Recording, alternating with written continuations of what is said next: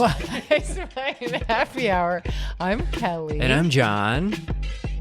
Welcome, everyone. Now we're just gonna get right into it. If you listened to us last week, we talked about the brick.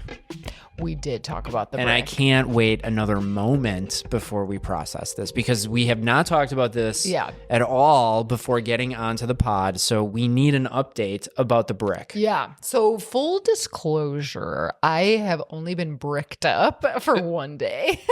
That's one more day than you had done previously. Yeah. Because you had just purchased the brick. Now remind people what the brick is. So the brick is this device that helps you block apps on your phone for whatever period you set it for. I basically now have it set for, I think, on the weekdays, 7 a.m. I mean, you can brick at any time, but 7 a.m. to whenever I decide to unbrick. And the difference with the brick compared to just the screen time app on your phone or anything like that is you have to use the physical block, the physical brick. Yes. Which is this little square that they send you in the mail that you kind of tap at the top of your phone. And then you put it somewhere. I did give it to Josh like you recommended. You did. So Josh has the brick. So he can open up my phone and use Instagram to post our clips and stuff for the pod. And it is nice to have it locked away kind of in his area. But I blocked a bunch of apps today. And you know what's really nice about the brick? It doesn't just block apps, it will block websites. And it kind of it asks you basically what are the categories of things in your life you want to block? Mm-hmm. And then it kind of guesses the websites as well as the apps. Oh. I looked and I was like, oh my God, they picked everywhere I kind of normally shop, they blocked. All these things they blocked. I was like, hell yeah, I didn't have to individually type those in. So it was amazing. So it's it knows your style. It knows my style. Yeah. It knows where you're going. One, it's okay, we get this is a problem. We get it. Madewell. Literally, Madewell, Zara, whatever, Aritzia, maybe Nordstrom, Quince, sure, yeah. Everlane. You're any shopping site. I mean, literally Absolutely. any shopping site. So what was this like? It was wonderful. Really? I really think I'm hooked on it. Because when Josh did unbrick it, and then for a second Instagram was open, I was just saying, I opened Instagram and there was something kind of triggering and I just cut out of it. I'm I'm re-bricking it again. I just don't need that noise during the day. Wow. I really want to be focused and not even I just enjoy being really dialed in to work during the work hours. Mm-hmm. Even if I'm not seeing a client and don't actively have any admin I have to get done, I want to be going over the trainings I'm in the middle of. I'm kind of always in the middle of some kind of training, virtual training, or reading, EMDR material, going through old case files, which I will do. Staying or listening to podcasts that, of other therapists, getting in the zone of the clinical headspace, I really enjoy. And I didn't have any of the noise of what are people doing on social media? What things I want to buy? Did you miss it? No. Interesting. This is the thing where I'm having this turning point. It's I think I want to be engaged with this stuff and it makes me feel worse. It's reached a critical mass where it's I do not feel good. Being so aware of what everyone else is doing at any given point. Or even it's something that's overwhelming is the advice you get on social media and all this stuff, and how social media instantly knows the things you're going through in your life and tries to sell you things in that arena. Yep. It's I don't need all that consumerist noise. I don't need any of that. And it's not I'm never going to shop.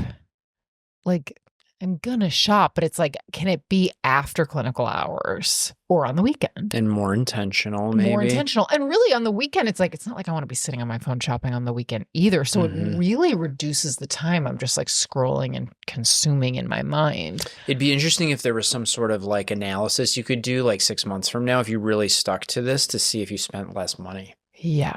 Which could be a byproduct of a lot of things. There are a lot of variables there. But if you're on your phone less, you might be spending less money. I bet you.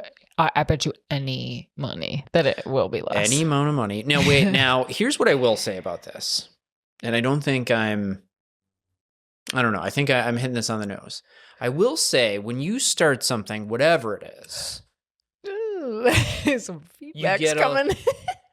You get a little obsessed after about 1 second of it. So that could be a new coffee drink. That could be a new pair of shoes. Yeah, I'm changing my life every 2 weeks. It could be a new show. The Pit. There's never going to be TV after this. This is the best show you've ever seen. Like, what is that personality type? Because I have it. But I love it because you're so enthused and excited about it. So I love that about you. And I always want to hear about, well, what about day 7? Let's see where Kelly's at. Because I think or more like day 200. Then the blooms off the rose a little bit. And I think it's a little, but I love the excitement. Well, honestly, this was so wonderful. That's great. And I love that. It's interesting because it's the absence of something, which is sort of new for me. Removal of something. Mm-hmm. Oh, that just made me think of something. Yeah, tell us. That's okay. No, it made me think of this idea, and it gets back to, were we talking about minimalism? Yeah. I was kind of going through that epiphany of like thinking that I needed to get rid of stuff. Yeah. And one thing that really resonated with me was this idea of there are these moments where we realize that maybe the stripping away is actually going to be more meaningful. It's the absence of certain things that are really going to get us into that zone of whatever it is, meaning, vitality, all the things. So yeah, totally. That's just kind of what it made me think of. Yeah, and I think you're right. Like, to take away things and feel my own like presence really does feel good. And I think what is going to help me maybe keep it up is the fact that it's not like, oh, I have to do this for 20 minutes a day. It's like I'm literally just like clicking this thing on my phone. Yeah. And then all this stuff is gone. And I have more like spaciousness. And yeah, I definitely felt more like in my flow, more present. I think my sessions, like, I just felt so in the flow with them. It didn't feel effortful. It felt more organic, which does happen and I did meditate today too. But, it's like I really had the space for that because I wasn't like scrolling. You weren't on your phone. Like there was more time. And last episode you just said, why am I not meditating? I know that that's useful for me. So I know. You're doing it. I'm doing it. Even if it's the first day, it's the first day. It's the first day of the rest of my life. I'm really excited about it. So yeah, that's one thing that's going on with me. But what about you? I saw the Mario movie. Wait, there's a Mario movie? There's a new Mario movie out. Yeah. Josh, you didn't know this? Is this Mario 3? I think it's 2. Super Mario? Yeah, it's like Mario. We took Shane and one of his friends to the movies on Friday. What's the friend's name? Rose. Oh, Shane and Rose. It was great. We went to the theater, and you know what I always see other families bring, because movie theaters are usually cold, they bring blankets. Wow. And I was like, I want to bring blankets for these kids. Yeah. And so we brought blankets and we sat there. We got cozy. Movie was great. We got some ices, Slurpees, some blue ones. Oh, nice. But it was just like, oh, this is like kind of like nice. It's almost like you're in like somebody's basement. But what was really funny is the kids are there, and all of a sudden this random kid comes up who ends up not being random. He's just like, Shane? And Shane's like, Harrison? and so it was another kid from his school. But the best thing was he goes, what are you doing here? Like, so cute. It's like, fancy meeting you here. Yeah, it's like, what are you doing here? But almost in like this was my theater. Like, why totally. Are you here, Well, kids like have such a funny like schema around of like where people are like teachers. Yeah, it's like you couldn't even fathom that another friend would just randomly be there. Right. You know? Totally. Like what of this friend is a school friend, he lives inside school. Right. He did. I only see them at certain hours. So so we ended up doing that. And while we were doing that, my oldest son Wes, he was out with some of his friends, and he ended up going fishing with his buddies. Wes was a little bit hesitant about it because I think he was like, I don't know how to fish. I don't, we're not that type of family. Right. I'm not like really outdoorsy at all. So, but they ended up all catching like multiple fish. What kind of fish? Like bass and bluegills, like, pretty small stuff. But still, the fact that like on your first experience doing it, and he couldn't have talked about it more when he got home. That's great. So it's like, no, see, like you can be a little bit trepidatious about something that's fun and just have such a great experience doing it. So. Yeah, totally. Yeah. Fishing really, it's what's so cool about it is it's not like, oh, I'm going to like learn this thing. And it's like this big dramatic, it's sort of like teaching that stillness. Yes. And patience, which I appreciate. And also it's so process driven because you don't know the outcome. It's kind of like you can only control what you can control, right? You kind of like cast and then you kind of like see what happens. Right. So it's like, obviously we've chosen to live in Chicago and I love living in a city. I think I am like a city mouse or whatever, but I do like, this especially comes up if I watch certain movies. Like, did you watch that movie that came out recently? Oh, My Old Ass. No. With it's with Aubrey Plaza. Okay. And then she's hilarious. Yeah, she's great. And this younger actress that like basically like Aubrey Plaza is like the later version of the main character that she like contacts on like a mushroom trip or something. And then they're like in communication and she's kind of guiding her on how to like live better than she lived at that age. I like that. And the younger actress is great too. They don't really look alike, but anyway, I guess it doesn't really matter. But it's set in, I think it's in Canada on like a cranberry farm. Oh. Like her family owns a cranberry farm. Like bogs? Yeah. So it's like very like outdoorsy and like they're always like on a lake or kind of fishing or doing the cranberry farming or all this stuff. And like their friends, they meet up, like they're cool young like high school kids who are talking about like hooking up and whatever, but all in this setting of like you're sitting on a pier with your friend or you're like whatever. And I'm like, man, it's like, a part of me is sad that like likely like, God bless, I have a child, like they won't have that, like sitting on a pier with their friends where I don't even know where they are. Like there's something so charming in those like country or like small town experiences where kids are like kicking around a tire or whatever. Yeah. It's like city kids, it's like there's so much like danger that you have to like, you can't just let them like loose in nature. Yeah. There is some almost like nostalgia for something that even if you didn't have it, like there's something I don't know, simpler, innocent, but also just even being in nature, I always find that so energizing, especially just around like nature that's just so much bigger than you, kind of puts you in your place a little bit. Especially if I'm going through a hard time, like to really just like see the vastness of nature.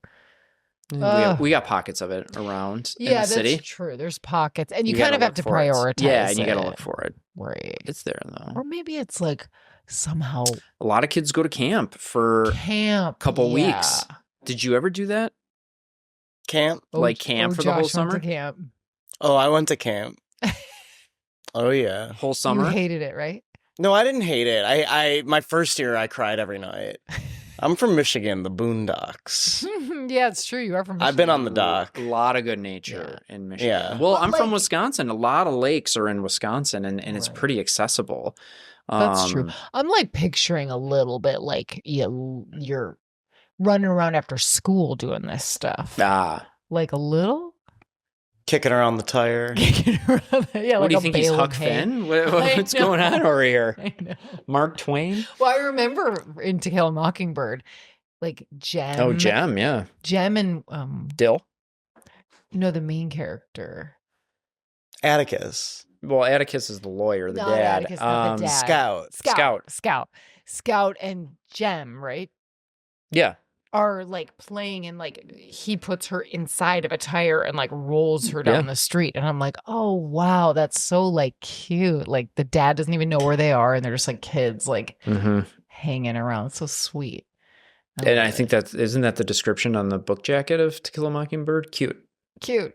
So cute. It's a cute It's story. just like a cute read. Yeah. Totally. To Kill a Mockingbird. Boo Radley. I love it. I mean, Hashtag icon. I went to undergrad in a pretty small kind of town, and there's definitely a cool feel to it. Yeah. What's the town again? It's De Pere, Wisconsin, which is outside of Green Bay, which is not a big city at all, but it definitely kind of had here's Main Street, and then there's like Love it. not much else. I love a town that has a main street. Yeah, it was like a main street, and then there was like Third. I'll raise my kids there. What? I'll raise my kids there. In De Pere? Yeah. You might want to check it out first. Totally. Wow, a lot happened this weekend. Yeah, with totally. my kids, man. Yeah. They were all over the place. Totally. How wise is it to have kids? I'm just kidding. Very wise. Tonight, we're so excited. We have a very special guest today. With us, we have relationship coach, expert, enthusiast, Monica Tanner. Welcome. Monica. Yeah. Thank you. So happy to be here with you guys. Absolutely. So and author, right? Your book, Bad Marriage Advice, Debunking Myths That Will Make You Miserable and What to Do Instead. Yes, which we'll get into. There's we'll a lot get into packed in there. all of this. Mm-hmm. Yeah, totally. So let's start with telling us a little bit about kind of your work, your practice. Let's start there. Yeah. Well, I think it all started in my childhood when I was 12 years old. My parents divorced, and I remember thinking, wait a second, I've never seen a fairy tale where the main characters break up, right? So it kind of threw me for a loop. And I remember at such a young age, I just was very concerned with what makes a marriage strong and lasting. And as I observed couples around me, I just didn't feel like they were having a lot of fun. And to me, I thought marriage should be fun. So how can we do this differently? And that just became my life's work, is to help married couples love their marriage again. And I went to college. I studied sociology. I graduated, met my Prince Charming. We started our family, and I began to struggle. Even though I had studied, like I knew all the right things to do, it just was really hard to do in the actual throes of marriage. And so I've been married for 24 years. We have 4 children. The book I wrote for my oldest son, who is now married. Wow. And he called me last year and said, Mom, I've met the woman I'm going to marry. I'm going to propose next month. And I went, oh my gosh, hold the phone. Wait a second. Have I taught you all the things you need to know? And so I sat down to just kind of write out, oh my goodness, what do I need these kids to know before they do this thing? And it just quickly turned into Bad Marriage Advice, because I knew there was going to be so many well-meaning, good-intentioned adults who were going to try and give marriage advice. And all of these cliches are so tongue-in-cheek, and they actually, some of them are really bad. And so that was kind of how the book just started. It was just like, okay, people are going to tell you this and this and this and this, and let me debunk those for you and tell you a better way to do it. Yeah. I love Wow. that. That's so amazing to not only yourself, like have been in a marriage for 24 years, but like to kind of shepherd your child into it is such an interesting layer of learning this. It makes me excited to do that one day and just in life. But yeah, that is so cool. And we want to get into some of these myths. And obviously, people can find the book and we'll link the book. But yeah, tell us a little bit about some of these myths and kind of your response to them, even like some of the major ones that you see coming up in the world. Yeah, it's so funny because people always ask me my favorite, and I'm like, that's like asking me to pick a favorite child. I can't pick a favorite, but there are some really damaging ones. And the ones I talk about a lot on podcasts, there's 2 that go together that I think are really damaging. And one kind of stated and one that's kind of intrinsic, that we just kind of all think and we don't realize how much it's kind of stirring the pot. But I have this story of a couple that came into my office, and she sat down. The wife was like, literally her bags were packed. She was 1 foot out the door, ready to leave the marriage. And her husband was just so baffled. He was like, I love this woman.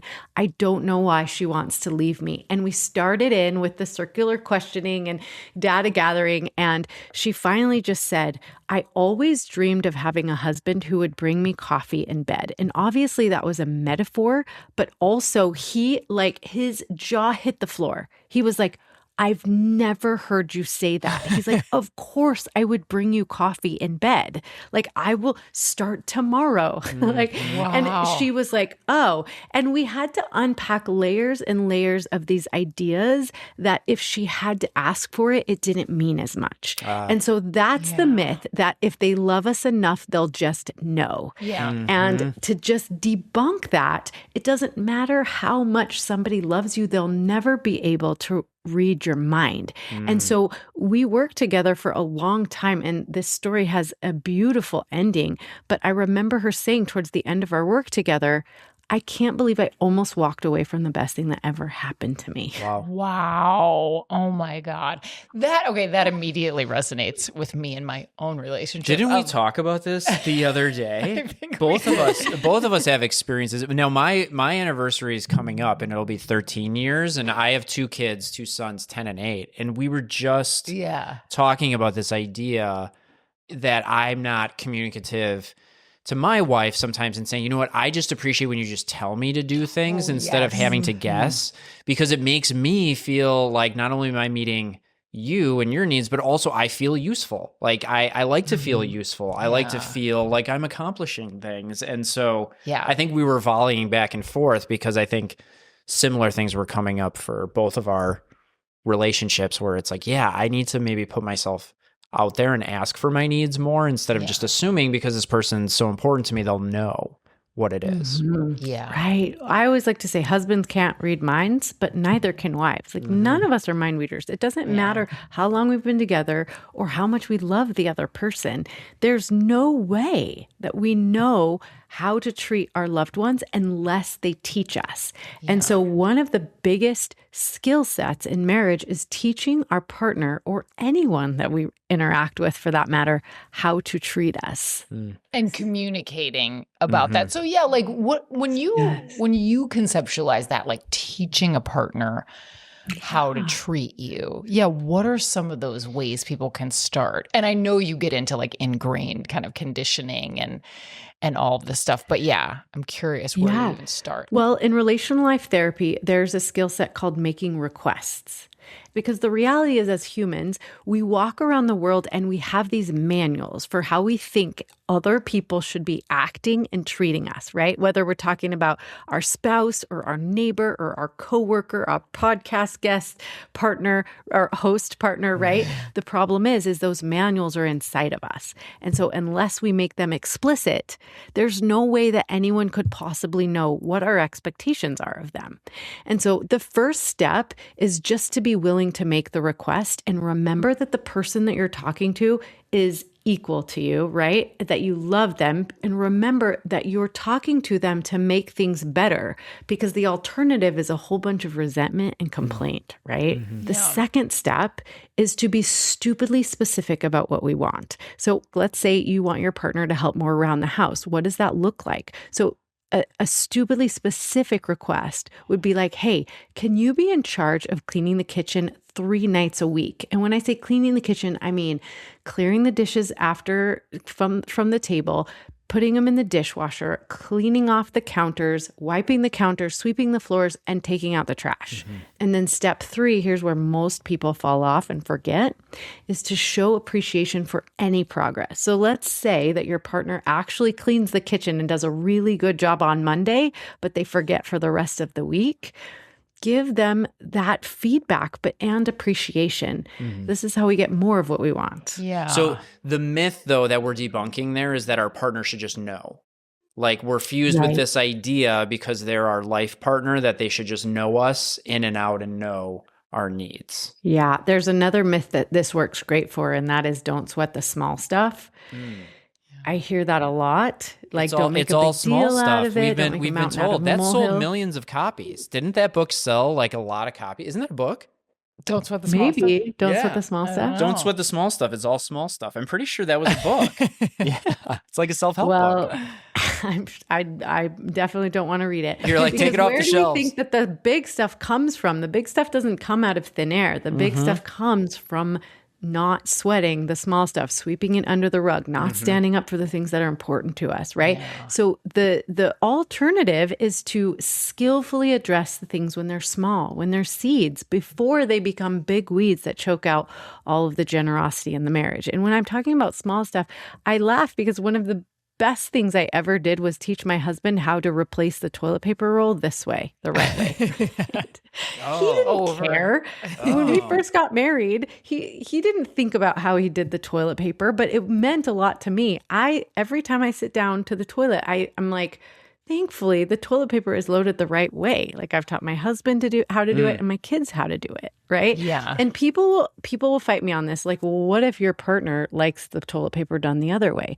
Well, if you get that out, if you make that explicit, I like the toilet paper this way and my partner likes the toilet paper this way, then you can create a collaboration. Maybe some of the bathrooms in the house get the paper this way and the other bathrooms get the paper this way. And if you have a strong opinion about it, you use the bathroom that has the toilet paper done the right way. Yeah. There's just always ways to navigate these things if they're out in the open. But if we keep them inside and we stew about them and we sit down and we're like, I wish they would just load the toilet paper the right way, then we can't actually address them. I'm even thinking, Josh and I have talked about this on the pod before when we've done an episode together, but we've definitely had the kind of fights where it's like, something is happening where we each want the other to like be a different person in that moment because we just like I will notice even sometimes it's like I want him to like be my therapist in certain moments. And that's not really his personality type. And there's a reason I didn't marry, no offense, another therapist, no offense to myself.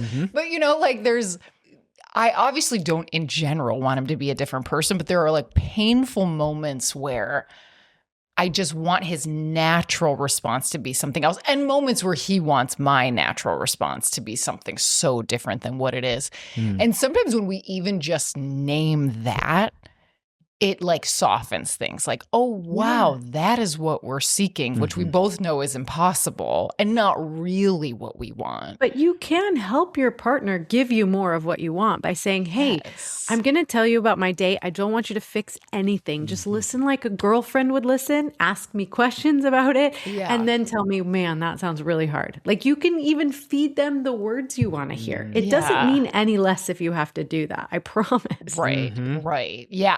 Sometimes in some ways it means more because it's not their nature. It's not their comfort zone. So they're pushing themselves to be there for you in the way you're asking, which like I've definitely had to like work toward that interpretation, but it does ring true. And the reason why people don't do this all the time is because making requests is actually vulnerable. Like your partner doesn't have to fulfill the request for you. That's the meaning of a request. You're not making a demand. It's a request, right? And so we open ourselves up to some heartache when we actually request what we want. Like maybe our partner doesn't want to or isn't capable or, not willing to fulfill the request. So that's why this is hard. Yeah. And I think that, things like I can only be happy if I'm with someone, right? Well, that might be a myth, right? And that is more on the individual, but we try to get people to kind of like take a step back and kind of see, okay, well, if you did treat that as fact, right, then maybe you're limiting yourself from being alone or having more independence in your life. So it's interesting, the idea of just any type of myths or rules in our lives, but then how they certainly, you can take any context, whether it be relational, and kind of look at them. You bring up an interesting point, which is why do we take these as fact, right? Like challenge everything.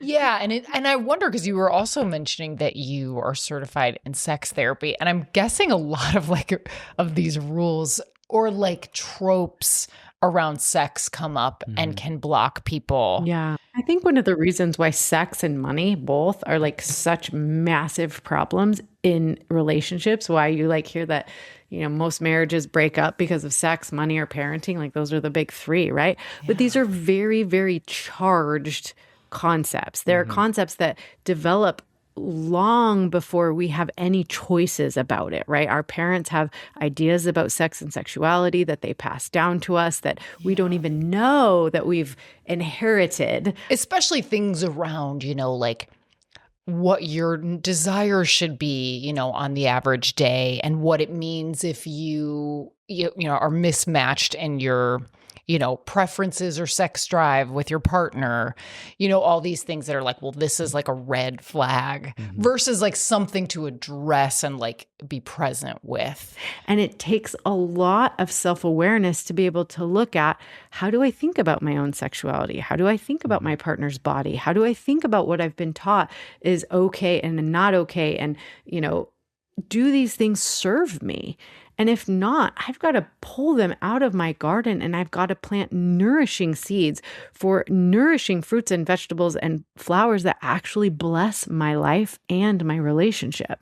Yeah. And it takes a lot of time and self-awareness to be able to go through this process in all of these different areas. It's funny. I'm almost thinking of like the reverse that might happen in your practice. I have a lot of clients where we're doing personal therapy, individual therapy.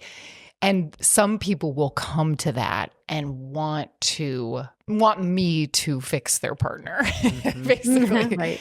And their partner's not even there. And their partner's not even there. And, it's a constant process of like noticing, like when you bring your mind to this conflict coming up or this issue, what do you feel and what comes up in the relationship with yourself? And then we kind of maybe over and over bring the work back there. And I'm sure like in the actual relational space with the two partners, there's a little bit of both, right? There's the actual interpersonal work. And then there's some like helping them, I imagine, notice what's coming up in you and establish like what's really there in the interaction and what might be more within one partner. I think couples work is so special and sacred for a few different reasons. One, because the couples hold each other accountable, right? Like it's hard to get away with, being too far into your story because your partner is going to, reveal a different truth, right? Like you're not going to be able to get away with too much there. Yeah. But also it creates a lot of compassion to do personal childhood trauma work and in the presence of the partner. I think it's so important. It creates a lot of compassion and, understanding when you're actually working with that inner child in the presence of the partner. I think it's such a beautiful, beautiful experience. Totally. I'm so curious about that, like some of that inner child work with the partner present.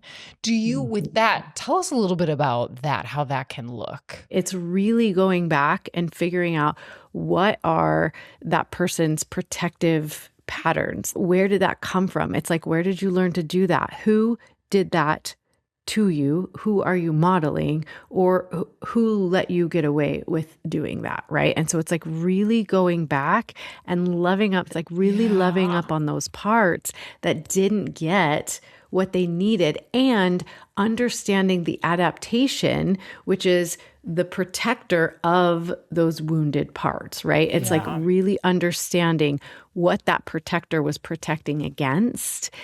And we always want to honor the infinite wisdom of that inner child and give them some guidance, because adaptive then, maladaptive now, right? So your partner is not your mean drunk father or your over-controlling mother, right? So those adaptations played a really important role in your life, and we want to honor those inner child parts, the adaptive part of you.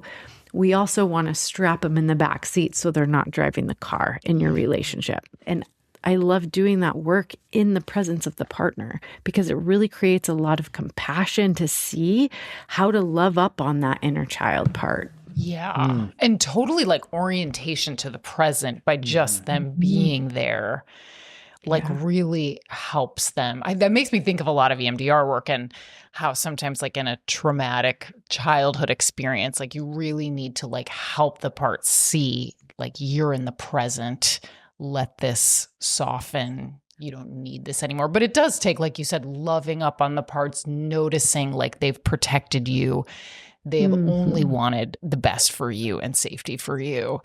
So like, how do you ask those parts to let that go? It takes some finessing and really processing of all that stuff. And then you add this other layer of the partner being there, seeing you let certain things go, or even seeing you a little bit re-experience things from the past so they really can know where some of this is coming from. I know for me, like personally in my own life, it's been so beautiful and like therapeutic for me to talk about some of my experiences that my husband like could never even imagine, right? Some of my abandonment issues and, like reasons why I spiral into things, like just helping him understand like where that comes from, where our experiences are so diverse from each other, but also he knows my losing strategies. He knows where I go on the relational grid, meaning my losing strategy is retaliation. So when I feel hurt, my impulse is to hurt back, is to make the other person feel the pain that I'm feeling, right? And I'm not proud of that, but that is where I go. Like, so, it's been helpful in my relationship with him because he'll be like, ooh, that sounds like you're trying to retaliate. And I'm like, dang it, you nailed me, right? It gives me enough space. So we call this naming the pattern, right? So when my husband and I get into like, some of our biggest fights, we have the skill set now to orient us against the pattern, which is really important, right? Because usually when you're in a fight, most of the time it's your adoptive children fighting with each other. Yeah. But now we can see like, oh my goodness, here's what's happening. We've actually named the pattern the Texas tornado. So I'm originally from Texas, and you can see when a storm is brewing inside of me, right? Yeah. And so there's a country song called My Little Texas Tornado. And so we've lovingly named our pattern. It helps us to reorient as a team against the pattern. Yeah. Instead of me versus him, right? Yeah. And so he'll be like, there you go, retaliating. I'm like, there you are, needing to be right. And sometimes the two of us can just step back and watch our adaptive children go at it. But it brings so much self-awareness because it gives us the time to be able to choose differently. Yeah. Like I know what that adaptive child wants to do. And I'm like, take a deep breath. This is the person that I love. Like, I don't want to hurt this person. Yes. In your work with couples, are there any like myths or things like that where people are actually like, no, but that's the truth, where they actually like almost want to defend the myth and say, no, that actually is something that is important to me and that does maybe work for me. I buy into maybe some of these other ones are myths, but and I'm thinking of, I know the one or, the trope or the platitude of like, don't go to bed angry. Like do people ever fuse with, but that is something we need as a couple to like make this work. I'm just curious, do people get like defensive of like some of the myths and they don't want to hear that it's actually doing more harm than good? Yeah, there's some of them like, don't go to bed angry. People will fight. Like other relational coaches, experts like in the space, like I'll do podcasts and they're like, we teach everyone you don't go to bed angry, right? Another one that gets a lot of resistance is divorce is not an option, which I laugh so hard because I'm like, divorce is always an option. If you say divorce is an option, you're actually not telling the truth. Yeah. Right. I think this has come up in therapy spaces where people will very much fuse with till death do us part. Like no matter what, right? Which is basically the same myth as divorce is not an option. It's like no matter how miserable or suffering or how much we're hurting each other, like that is just, we're in this. And that's the that idea that keeps people stuck in misery, right? Like it's like, so like if you'll just let go of that, I'm not saying you should divorce. Right. I'm just saying if that's an option, then instead of a marriage of obligation, you can create a marriage around choice. Mm-hmm. Yeah. And like as you're both saying some of these, I'm noticing like they seem so organized around fear, these rules, like divorce is not an option. It's probably there's a lot of, well, if it were an option, what is scary about that or what is threatening about that? Almost like I have to say and maybe even repeat, this is not an option to feel safe. Well, it's like, okay, you don't feel safe. So kind of like looking at, if we loosen anything, what's vulnerable about that, what's scary about that, and like opening that up a little bit can be So you bring up such an interesting point, because in the through line of the book that I use is that if it engenders lazy communication, it's bad advice. So all 15 pieces of bad marriage advice, what they hold in common is that they damper down communication. And what you just said, one of the biggest reasons why people don't want to communicate about some of these things is because it brings up a lot of fear, right? Or shame from childhood, right? Like, what are these things that we've created a lot of fear or shame around and that hold it into place, right? But if we can just discuss this, like... Yeah, because really so much opening of things up and just extending the honest communication is going, it's just going to give you where to go next, kind of organically. Something that came up for me a little while ago and then I forgot about it and then I remembered. For me, like a lot of clients I have, whether they're in like early partnership or they're dating, they're seeking partnership, a lot of the like present day social media trends around kind of like red flags and things you have to walk away from and all this stuff. I notice a lot of like stuck points around that, right? Like if they do this, you walk away.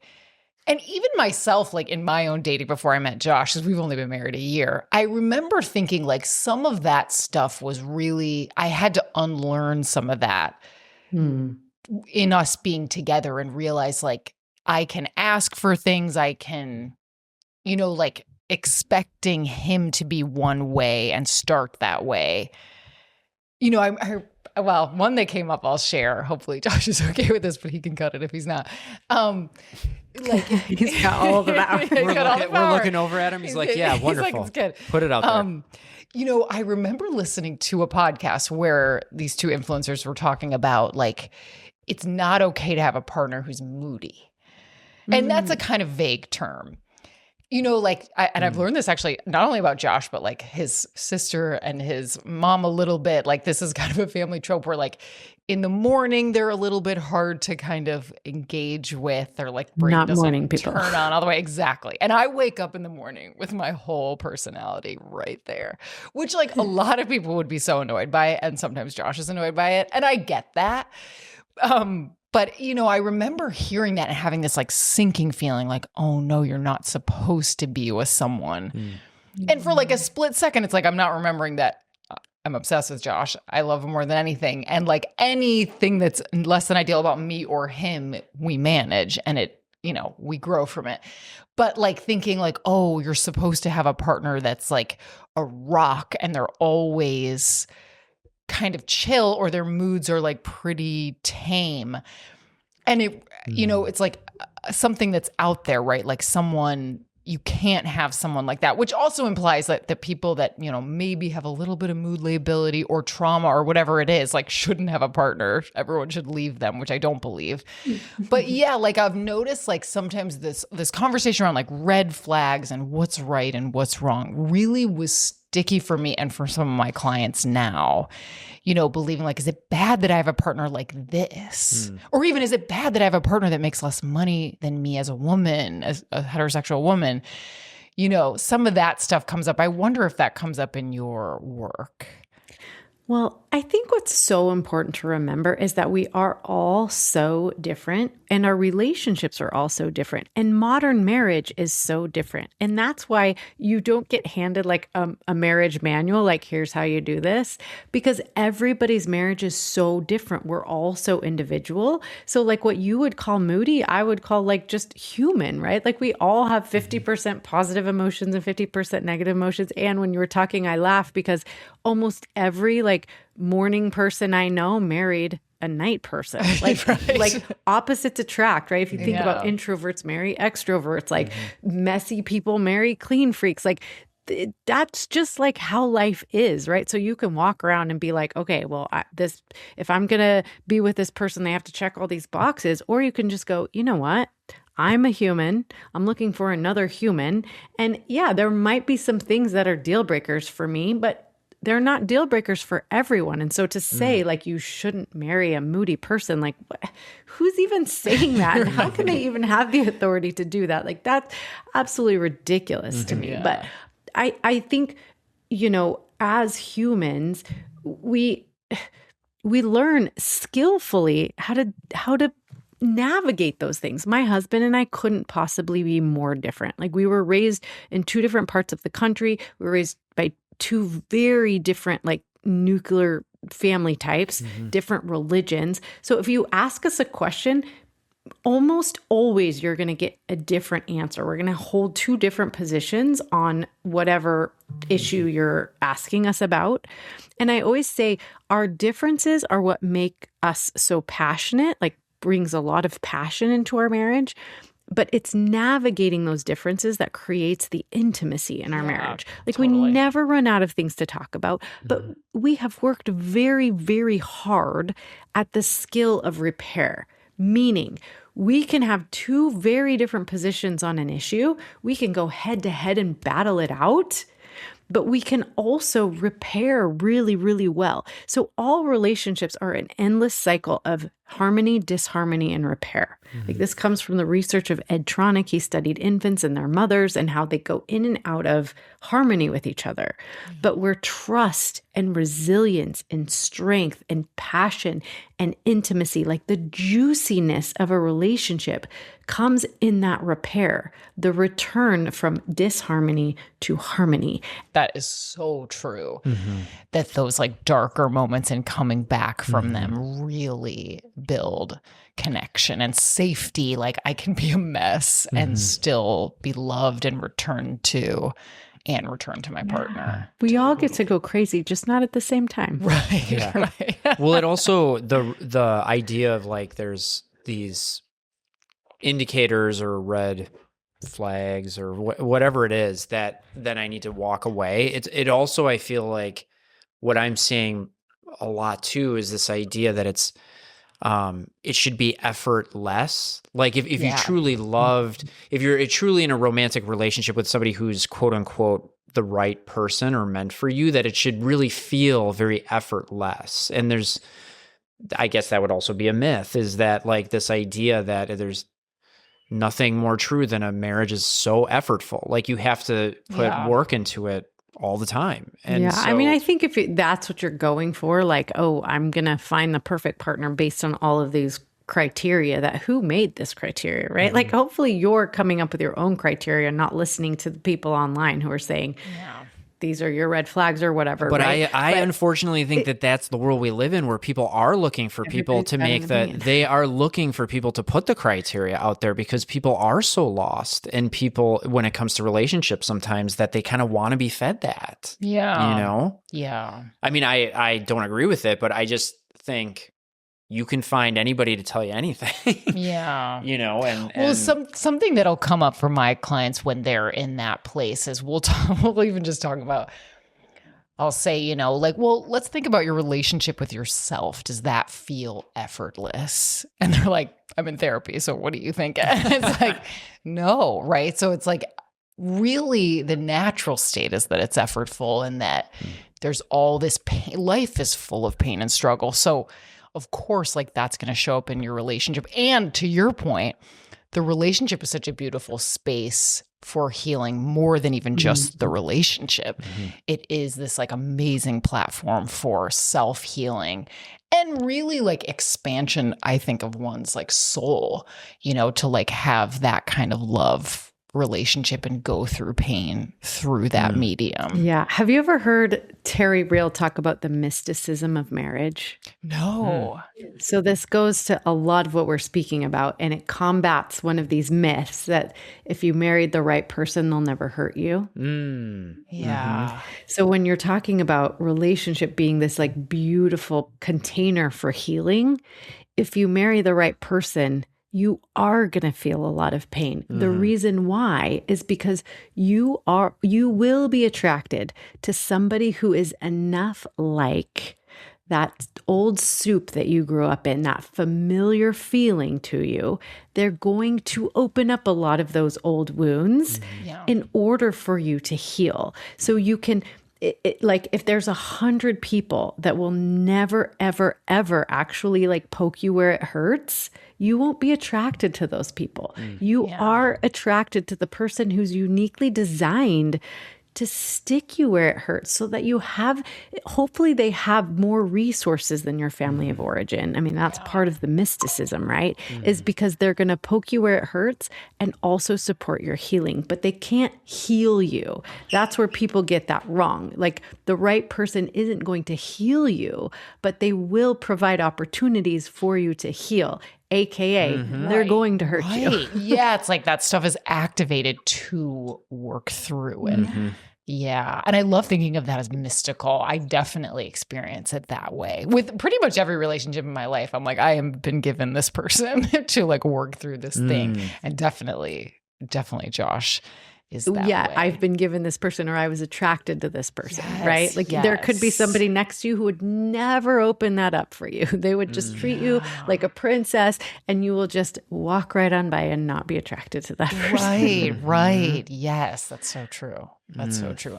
Oh my God, I could talk about this all day. All day. Yeah. Well, I'm curious, because you've thankfully shared a little bit about even your own relationship. Is there one of these myths that you notice yourself getting stuck on or like having to unlearn and kind of like grapple with? Well, never go to bed angry was like the toughest one for me. It opened up so much of my abandonment because my husband, okay, so when we first got married, that was like the biggest piece of advice that everybody wanted to give us, right? And I was so invested in getting marriage right because my wounding is that men walk away from women. That's my experience. That's, my family lineage. It's been handed down. My grandpa walked away from my grandma. My dad walked away from him, And so this is my biggest fear, okay? And so I am hanging on every piece of advice. Every couple that comes through the line that wants to tell us how to do marriage well, I'm like, yes, give me all the advice. So don't go to bed angry was the most activating because my husband, see, this is funny. My husband is a morning person. He wakes up and he's like ready to go 5:30 a.m. Like, let's tackle this day. However, he has a switch that goes off at night. At a certain point at night, he is like dead to the world. Like, do not ask me about anything. Do not give me a problem to solve. Like, I'm not available to you or the kids or anyone, not by choice, but like literally his brain shuts down at a certain time because it has to wake up at a certain time, right? Yeah. And so I didn't really realize this. All I knew is that we'd be exhausted and we'd get into some disagreement or argument late at night and he would roll over and go to sleep. And not only was I so activated, like, you don't care about me, you don't care about our relationship, you don't care how this makes me feel, but you also don't care about our marriage because I'm certain that we're not supposed to go to bed angry and I'm still upset. And so I'm bawling, crying, I'm journaling, I'm like trying to figure out all of these things until one day, many, many years into our marriage, many, many sleepless nights later, I finally was like, he couldn't possibly know what's happening inside of my body when he rolls over and goes to sleep, right? Like I am so panic stricken that he's going to get up and go, this is not worth this. This woman is crazy. I'm leaving. This was my greatest fear. Yeah. And so one night I was like, deet, deet, deet. I was like, hey, I just want to explain to you what happens when you roll over and go to sleep. Like all, it activates every fear inside of me that you are going to leave. And he's like, for him, that was, he had a completely different childhood, a completely different experience. He's like, well, that's crazy because I love you and I'm not going anywhere. I really just need to go to sleep. And I was like, oh, and I was like, well, could you just say something like that maybe? Like before you roll over, go to sleep, could you just say I love you and I'm not going anywhere? I'm just going to go to sleep, right? And he's like, sure. And so no matter how upset we would both get, he would say, I love you, I'm not going anywhere. I'm going to go to sleep now. And that was enough for my nervous system to calm down and get some sleep. And here's what started to happen. The trust, the resilience, all of the goodness came when he actually followed through. Because in the morning when he woke up, always before me, remember, because he's a morning person and I'm not, he would roll over and wrap me in his big, strong arms. And he would say, I'm so sorry I was grumpy last night. I'm so sorry we fought. Like, what happened? And then we would work it out in the morning. And so it was so cycle breaking for me to see that he actually really was just tired, that he's not like contemplating leaving the relationship or anything like that. And that I could trust that in the morning we were going to figure it out. And so now nothing really needs to, 24 years later, nothing really needs to be said. If we're not getting along at night, we're like, we'll figure it out in the morning. Yeah. I love that. It's a great story. I really have similar abandonment issues to you as you're saying that. And like that, having some statement like that when that's your wounding is so powerful. Like, I'm not going anywhere. I need to sleep now. We will return to this. You know, like really lets you have And we have a space. lot of code words. Like I call these code words or code phrases. And when you start to learn about each other's wounding and things, you can come up with things like I choose you is another one that he'll say to me. Like when he sees like kind of the panic on my face, like maybe he's flirting with somebody or just like being outgoing or, you know, his personality. And, you know, like we're at a party and he's not like coming to check on me or something. Like these are all like insecurities from my youth. Right now it's all very different. I have a much more secure attachment. But he supported my healing by coming up with these phrases like, I'm not going anywhere. I choose you. I love you, right? Like these little things where he could see that wounded child coming up and starting to like take over, and he could just diffuse it. But I asked for it. Yeah. It didn't just happen by accident. It came from communicating. It came from sharing really vulnerable parts of myself. Now I'm sharing it with however many listeners you have, right? But it's like what happens when you can let your defenses down and just share vulnerably, and then you can support each other in those vulnerable spaces. That is where healing happens. I love that. I love that. That's Okay, amazing. that's maybe a great place for us to kind of pin ourselves. Yes. This was wait, so wait, great. No, I have a question. Okay, go for Because we do like to engage our audience with like, you know, and Kelly and I and Josh could probably talk forever about books and movies and things like that. I would be curious, do you, in any type of media, do you have like a short list of like, yeah, that's like a true representation of like marriage, whether it be like in a book or like not true to the like, yeah, that's 100% truth, but like any type of show or movie where you were like, wow, that actually felt really authentic. Like that's kind of what a relationship may look like. And I know I'm putting you on the spot here, but I always kind of ask people about like, what would be like, yeah, that's what it is. It's the dirt and all. I will say, just in light of like tossing something out there, I love the movie Runaway Bride with Julia Runaway Roberts. Bride. that We love movie. Julia I Roberts. recommend that because so often pieces of bad marriage advice or these myths, they all hinge upon this idea of self-abandonment.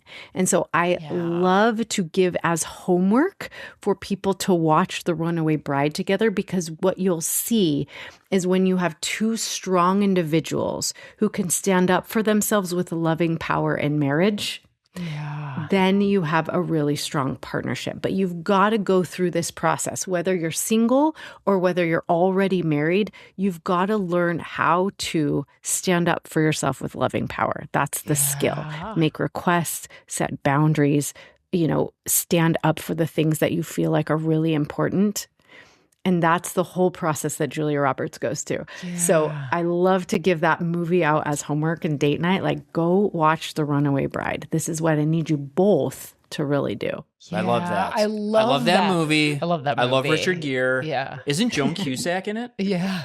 Chicago. It's a great movie. It's Joan a great movie. Cusack. It's almost too good, like parts work. Like obviously a part of her at the end would escape that knew I can't compromise, you know, in this way. I Well, love thank you for that. indulging me in Yeah. that. I always like to put people on the spot with something like that. Yeah. Well, tell us, where can people find your book? And if they want to work with you, how can they get in contact? Yeah. So you can learn so much more about me, my free resources like my podcast, Secrets of Happily Ever After, my book, my social media presence, and how to work with me, all at my website, monicatanner.com. Okay, perfect. We'll link that in our show notes. And yeah, thank you so much for joining us today. This has been such a pleasure. Thank you so Yeah, much for it's sharing been and amazing. being so vulnerable with us as well. Like that's Yes. one of the sides of the our podcast that we want to show is just that we're working on the same stuff that we're helping people with. So thank you so much, Monica, for joining us. Yeah. Thank you. Yeah. Well, that maybe leads us into our how wise Yeah, or how wise is it today? is it question. So how wise is it to swear in front of your kids? Yeah. Or in front of, since I don't have kids, in front of kids in your life. Find some kids and swear. in front of them. Swear. Test this out. Yeah. Yeah, because Well- I'm thinking about my nieces. And I actually Yeah. don't know if I swear in front of them. You probably don't. I probably don't. Or maybe once accidentally. Yeah. Yeah, what about you? I mean, my kids have definitely heard me swear. Yeah. There's no doubt about it. I don't think it's, but we're not going to, Yeah. but definitely. I don't think it's wise to maybe, intentionally do it or do it all of the time. Yeah.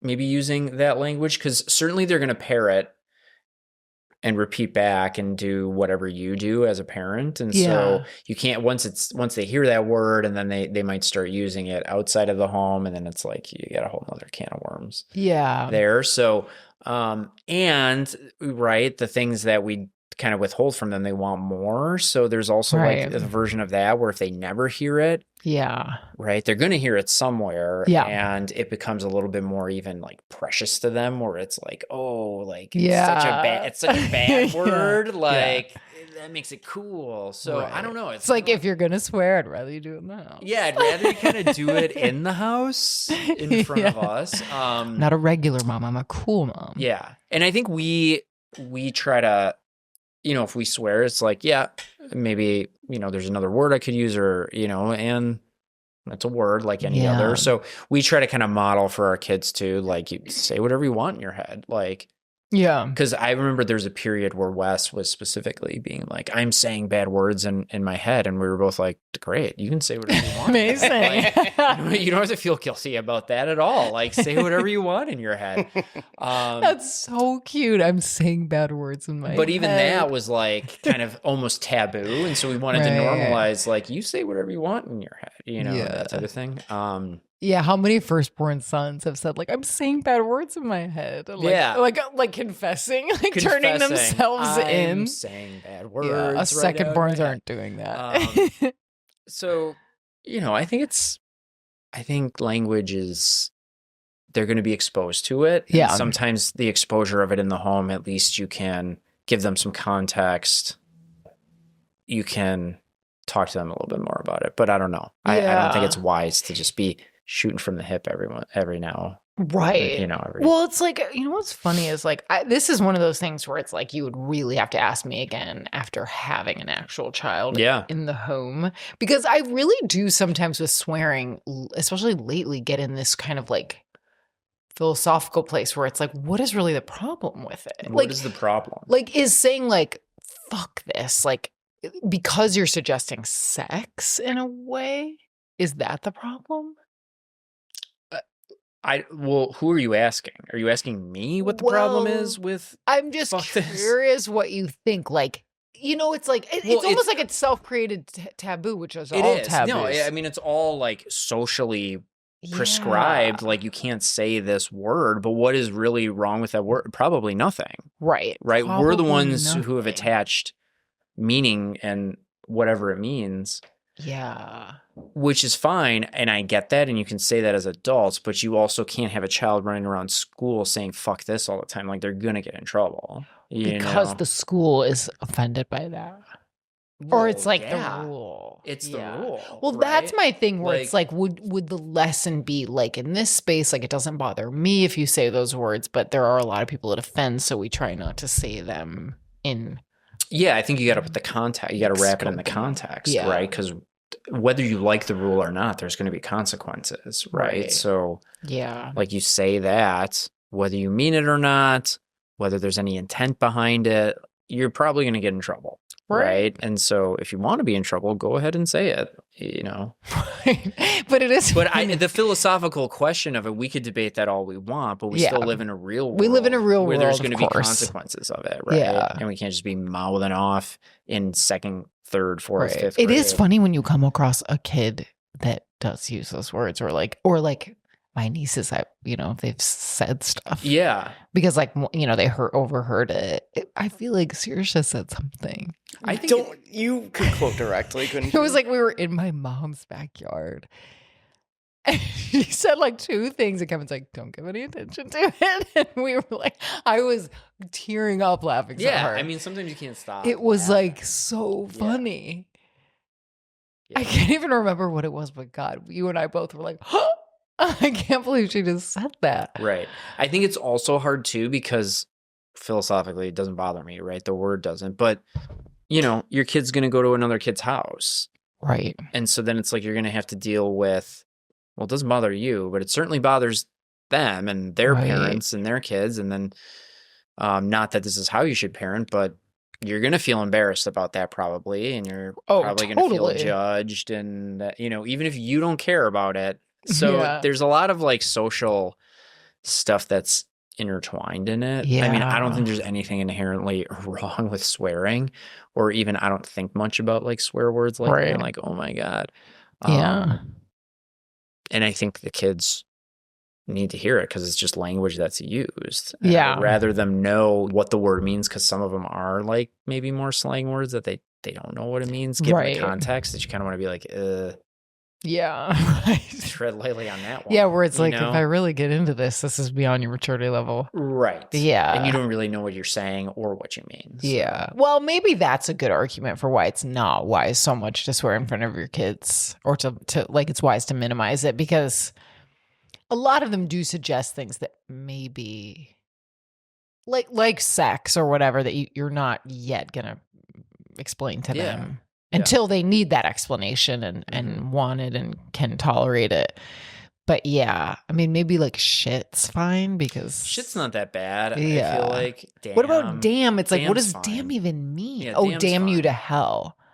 Who cares? Who cares about that? I started trying to replace all my swear words, and by that, you probably just fuck, with Jesus Christ. So I still probably we say weren't it. allowed to say that, really. I'm talking about parenting my own kids. Yeah. I was trying to like not say fuck as much. Yeah. So I would be like, Jesus Christ. Like that that was like my replacement words that I was trying to use. I love that. Or just like Jesus, like that type of Jesus. thing. But yeah. and we're not religious. But I remember when I was young, if I heard one of my parents say the F word, I was like, oh, yeah, that was like mad. something's wrong.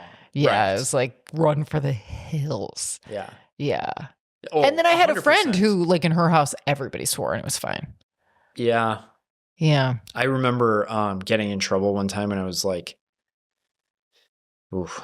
This was the first house we lived in, so I must have been in first grade. But I remember vividly getting in trouble because I thought my parents were sleeping, and I was like in the living room with my brother, and I like was making him laugh by saying TV shit. Like I just kept repeating TV shit, and he was laughing so hard. And then like when my parents did come out of their bedroom, they had heard all of it, and I got into like, who's saying TV shit out here? TV shit. What does it And even mean? what does it even mean? But I got in so much trouble for doing that, and I was like in first. So if you can imagine a first grade John just running around saying So TV funny. shit. TV So yeah, shit. Jake was laughing a lot. That is great. But yeah, what does it mean? It means nothing, really. It means something, yeah. You know? Yeah, it's like maybe it's something to help explain to them later. Yeah. When they come to you and they inevitably hear these things. Yeah. And you can give them the more nuanced explanation when they're ready for that. Right. But little kids, probably not so wise to swear around them. Oh yeah, because they're just gonna parrot. They're gonna repeat everything. Yeah. So there's gonna be aftermath of that. Yeah. Which it's fine. Right. But- Right.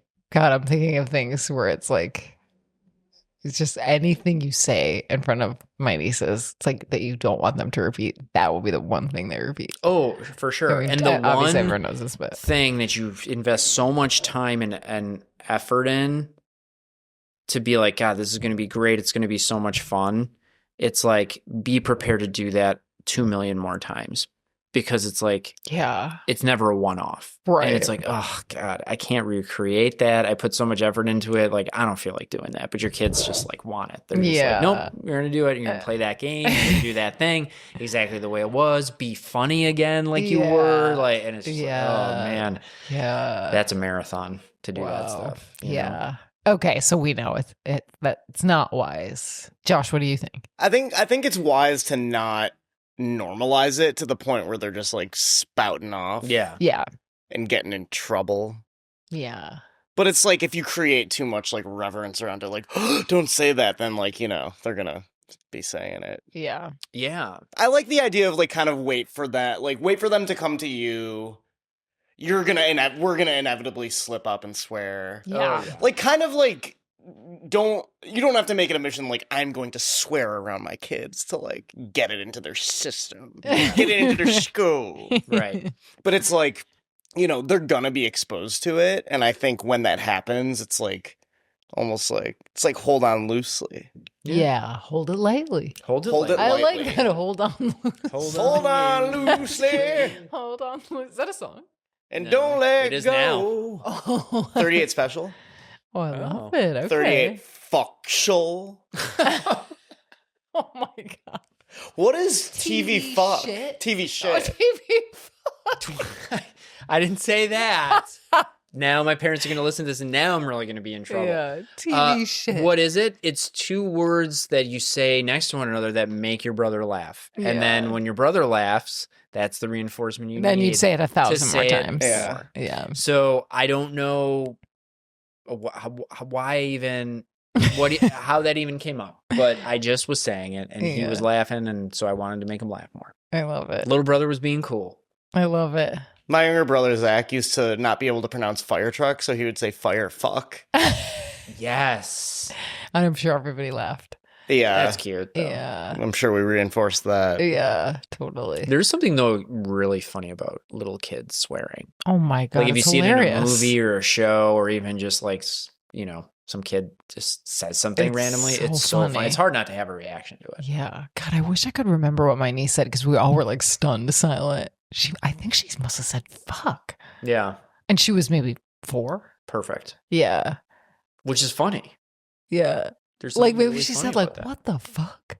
It was something like Or was that. it like, oh, god damn it. Yeah. Oh, that's what it was. We were out and something fell like on the little patio of my mom's. She goes, oh, God damn it. That's great. She was like, And I was like, and I'm laughing so hard. And my brother's like, don't give it attention. It's like, oh, you're don't." not. Yeah. It's too funny. It was too funny. Too Because she also speaks with such good diction, like for how little she is. So I was really like using it correctly. Absolutely. In such a funny It way. fit the context. as Yeah. well. Amazing. Okay. Well, that's we our solved it episode. again. That's our episode. Thank you so much. Yeah. Monica Tanner, for joining us. That was Yes, yes. Monica Tanner. And we'll link her stuff in the show notes. Where can people reach you? great. butz.jonathan@gmail.com. What about you? Okay, amazing. You can reach me at kkpsychotherapy.com. If you want to work with me, you have questions on the pod, or, interest in joining the pod as a guest, shoot me an inquiry there. And Josh, I'd like to shout out my new band, Believe. your new band. You're in a new band? The name of the band is Talking Heads. Wait, Wait, what? The name of the band, don't they say that? The name of the band is Talking Heads. is that in one of their songs? I feel like, but Okay. no, the name of the band is My New Band Believe, and the name of the album is My New Band Believe. Self-titled? Okay, self-titled. It's the bassist from the dearly departed Black Midi, whose guitarist died, and now they're all making solo albums. It's the Geordie Greep band. Oh, okay. Bassist from that band. My new band, Believe. My New Band Believe. And their album, My New Band Believe. Okay. Naughty, bookish, post-punk songs ranging from 2.5 minutes to 9 minutes. Lyrics that don't really make sense, but might make you cry. Okay, great. And it's got some medieval theatrics. Okay, great. Some surprising axe work. And slippery rhythms. And that's Josh Bayer Films. JoshBayerFilms.com. Bayer is in the aspirin. If you want me to edit this down so you don't have to hear about my new band Believe, I can also edit. Love it. Anything else.